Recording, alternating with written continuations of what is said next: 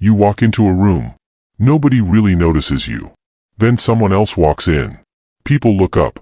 Someone makes space for them. The conversation changes. And you start thinking, what does that person have that I don't? Maybe they're not richer. Maybe they're not smarter. Maybe they're not even more attractive. So why do they somehow look powerful? Here's the uncomfortable truth. People often judge your confidence before they hear what you have to say. And the way you carry yourself can completely change how people respond to you. You're probably looking less confident than you feel. Think about the last time you walked into a room full of strangers. Did you look around to see who was watching you? Did you check your phone? Did you adjust your clothes? Did you wonder where you should stand? Did you start talking too quickly because the silence felt uncomfortable? You might not realize it, but your body is already telling people how comfortable you feel. Now imagine someone walks in differently. They don't rush. They don't constantly check their phone. They look around calmly. They stand comfortably. They don't look like they're asking, "Do I belong here?" They look like they already know they do. And people notice that. Stop rushing everything. Here's a simple test. Watch how you walk when you're late. Fast steps. Quick movements. Checking your phone. Looking around.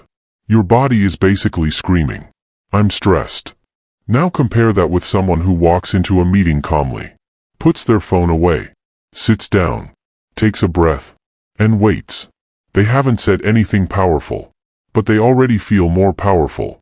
That's because confidence often looks like control. You don't need to move slowly like you're in a movie.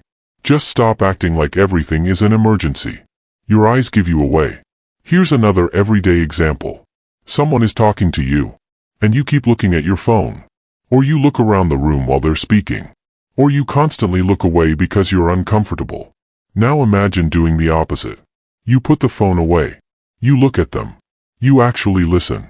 And when you speak, you look at them without constantly checking their reaction. That's different. You're communicating.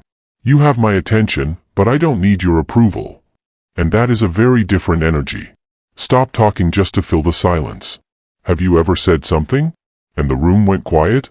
So you immediately started explaining. Then you explained even more. Then you said, "You know what I mean?" We've all done it. The problem isn't that you talked. It's that you became uncomfortable with silence. Confident people aren't necessarily the loudest people. Sometimes they say what they mean. And stop. No extra explanation. No nervous joke. No desperate attempt to make everyone agree. Say what you mean. Then let the silence exist. Don't try so hard to look important. This one is huge. You know someone who constantly talks about their money? Their car? Who they know? Where they went? How successful they are. Sometimes the harder someone tries to prove they're important, the less powerful they actually look. You don't have to announce your value. If you're successful, let your behavior show it. If you're knowledgeable, you don't need to correct everyone. If you're confident, you don't need to win every argument. Real confidence doesn't constantly introduce itself. Your reaction to disrespect matters. Now imagine this. Someone makes a rude comment about you in front of everyone. Your heart starts racing. You want to respond immediately.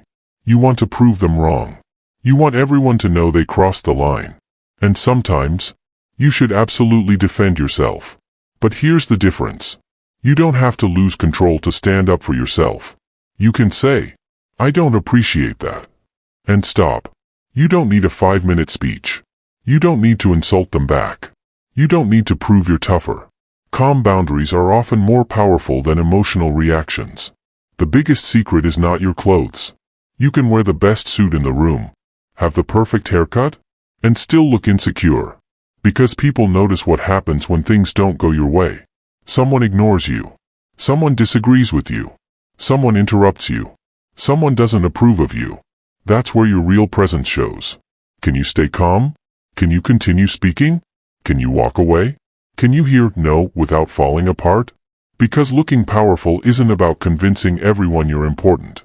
It's about becoming so comfortable with yourself that you don't need constant confirmation from everyone around you. The real formula.